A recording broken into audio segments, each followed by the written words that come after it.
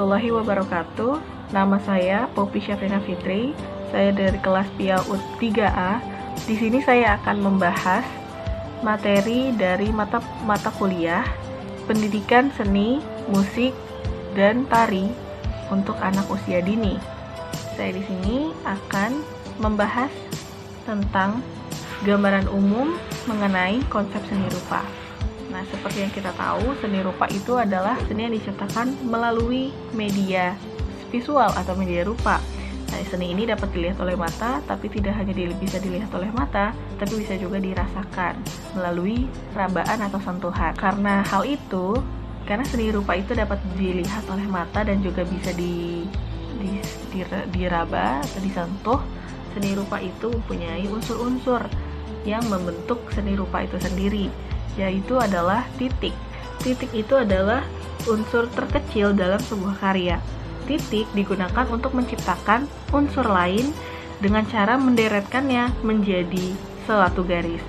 Namun, titik juga bisa digunakan apa adanya, tanpa garis seperti pada karya pointillis yang hanya menggunakan titik-titik yang diatur kerapatannya dan membuat sebuah gambar. Lalu, unsur yang kedua adalah garis. Garis adalah hubungan antara titik yang menghasilkan guratan serbaguna untuk membentuk unsur lain atau seperti bidang dan juga bentuk.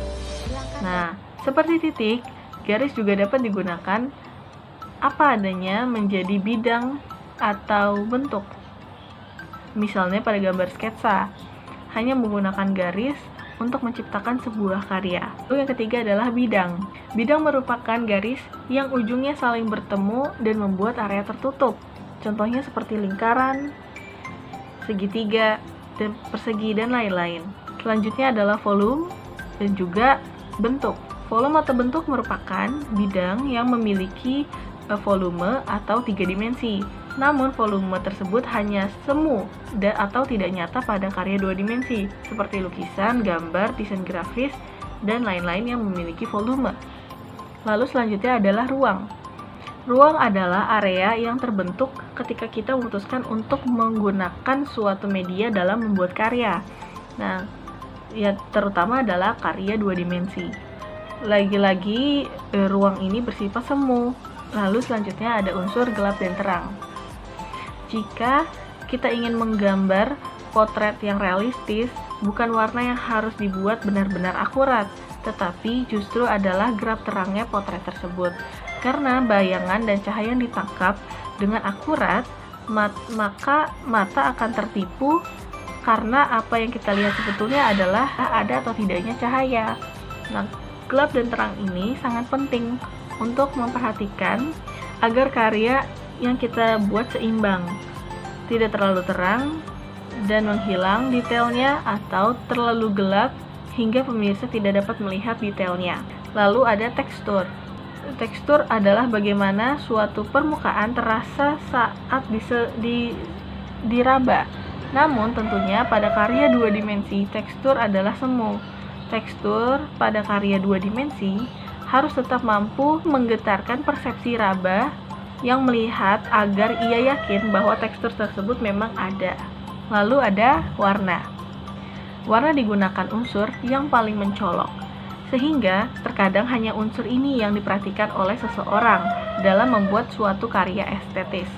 Hanya dengan memilih warna yang matching, terkadang cukup untuk beberapa orang. Padahal lebih dari itu, warna merupakan unsur yang paling membutakan bagi semua orang, baik itu seniman atau perupa ataupun pemirsa. Untuk menghindarinya, apa yang paling penting oleh warna adalah persepsi melihat warna dan bagaimana cara membuat warna yang harmonis, karena warna yang harmonis bukan hanya matching saja. Berdasarkan fungsinya, seni rupa dibagi atau dibedakan menjadi 2, yaitu seni rupa murni dan juga seni rupa terapan. Seni rupa murni adalah seni yang fokus pada nilai estetikanya daripada nilai dari benda yang diciptakan. Sebaliknya, seni rupa terapan adalah seni yang lebih mementingkan nilai fungsinya dari sebuah benda tersebut daripada nilai estetikanya. Berdasarkan ragam dan bentuknya, seni rupa dapat dibedakan menjadi 2 bagian, Yang pertama adalah seni rupa 2 dimensi, dan yang kedua adalah seni rupa 3 dimensi. Seni rupa 2 dimensi adalah seni yang karya seninya memiliki ukuran atau sisi 2 dimensi saja, yang dimana media yang digunakan biasanya seni rupa 2 dimensi itu berupa lukisan dan lain-lain. Seni rupa 3 dimensi adalah seni rupa yang memiliki ruang atau memiliki ukuran dari 3 sisi. Nah, jadi seni rupa 3 dimensi ini memiliki volume. Nah, artinya dia itu memiliki kedalaman atau ruang ya. Nah, seni rupa 3 dimensi itu memiliki detail yang lebih terlihat, yang lebih beragam daripada seni rupa 2 dimensi. Karena di seni rupa 3 dimensi tidak hanya bisa dilihat, namun juga bisa dirasakan tekstur dan segala macamnya lewat sentuhan. Seni rupa dalam sudut pandang anak usia dini itu adalah menciptakan sesuatu bentuk baru dan merubah fungsi dari bentuk yang lama. Nah, kegiatan ini sering dilakukan oleh anak-anak usia dini karena sifat anak-anak itu sangat tinggi akan keingintahuannya. Anak-anak itu memperlakukan selembar kertas kosong seperti sedang berbicara atau berkomunikasi.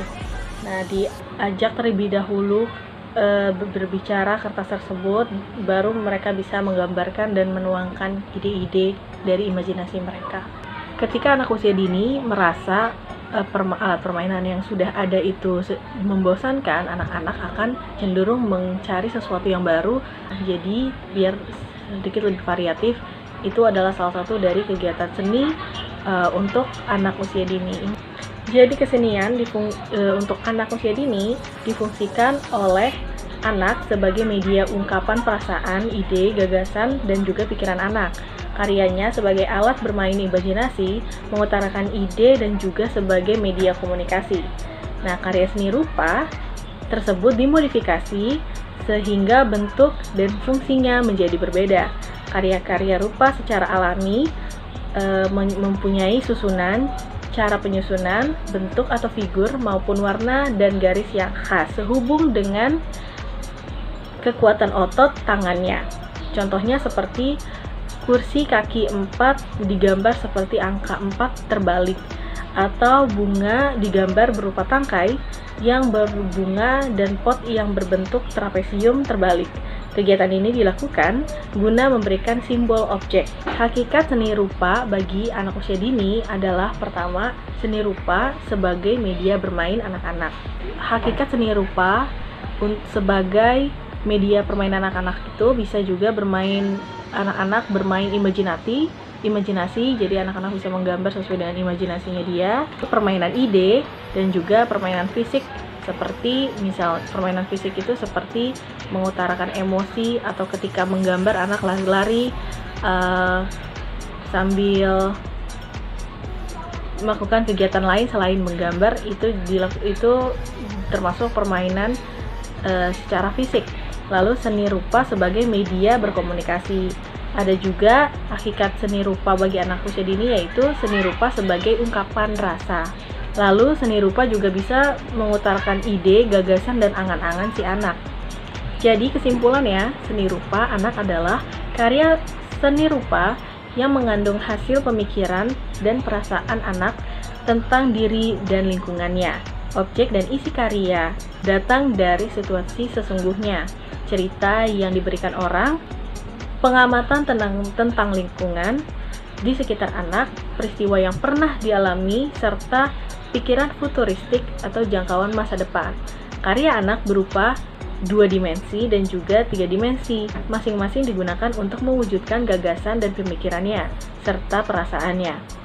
Karya 2 dimensi adalah karya rupa yang mempunyai ukuran panjang dan lebar, serta karya 3 dimensi adalah karya yang mempunyai ruang dan bentuk ukuran panjang, lebar, dan tinggi. Semua karya ini digunakan sebagai media berkomunikasi, alat bermain, berimajinasi, bercerita dengan orang lain.